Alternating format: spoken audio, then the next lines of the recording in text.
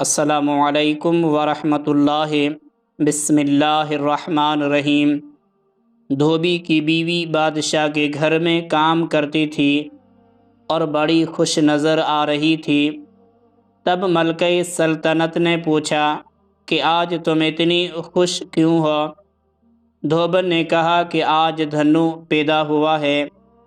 ملکہ نے اس کو مٹھائی پیش کرتے ہوئے کہا، دھنو کی پیدائش کی خوشی میں کھاؤ۔ اتنے میں بادشاہ بھی کمرے میں داخل ہوا۔ ملکہ کو خوش دیکھ کر پوچھا، آج آپ اتنی خوش کیوں ہیں؟ کوئی خاص وجہ ہے؟ ملکہ نے کہا، سلطان یہ لے مٹھائی کھائیں، آج دھنو پیدا ہوا ہے، اس لیے خوشی کے موقع پہ خوش ہونا چاہیے۔ بادشاہ کو بیوی سے بڑی محبت تھی۔ بادشاہ نے دربان کو کہا، مٹھائی ہمارے پیچھے پیچھے لے آؤ۔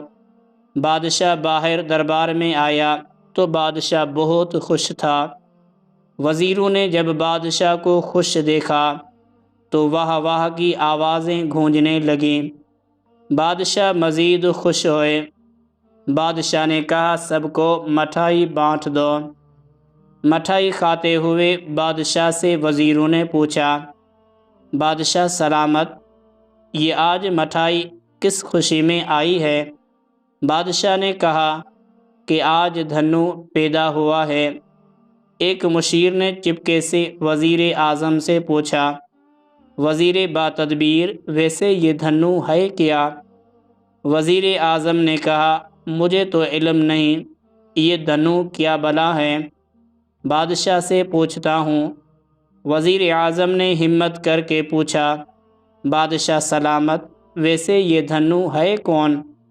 بادشاہ سلامت تھوڑا سا گھبرائے اور سوچنے لگے کہ واقعی پہلے معلوم تو کرنا چاہیے تھا کہ یہ دھنو کون ہے۔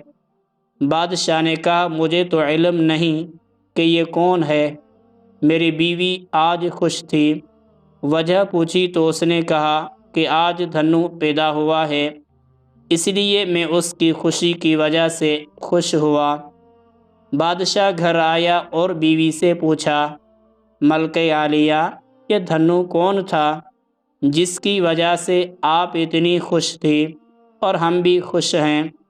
ملکہ عالیہ نے کہا کہ مجھے تو علم نہیں کہ دھنو کون ہے، یہ تو دھوبن بڑی خوش تھی، اس نے بتایا آج دھنو پیدا ہوا ہے، اس لیے میں بھی خوش ہو کر اس کی خوشی میں شریک ہوئی۔ دھوبی کی بیوی کو بلایا اور پوچھا، تیرا ستیہ ناش ہو، یہ تو بتا کہ یہ دھنو کون ہے جس کی وجہ سے ہم نے پوری سلطنت میں مٹھائیاں بانٹی؟ دھوبن بولی، یہ دھنو ہماری کھوتی کا بچہ ہے جو کل پیدا ہوا ہے۔ ایسا ہی حال ہمارے ہاں سوشل میڈیا کا ہے، جو بھی خبر ملتی ہے بغیر تصدیق کے فوراً گروپ اور سوشل میڈیا پر آ جاتی ہے، بس سنی سنائی کو ماننے لگ جاتے ہیں، غور و فکر کی تو عادت ہی نہیں۔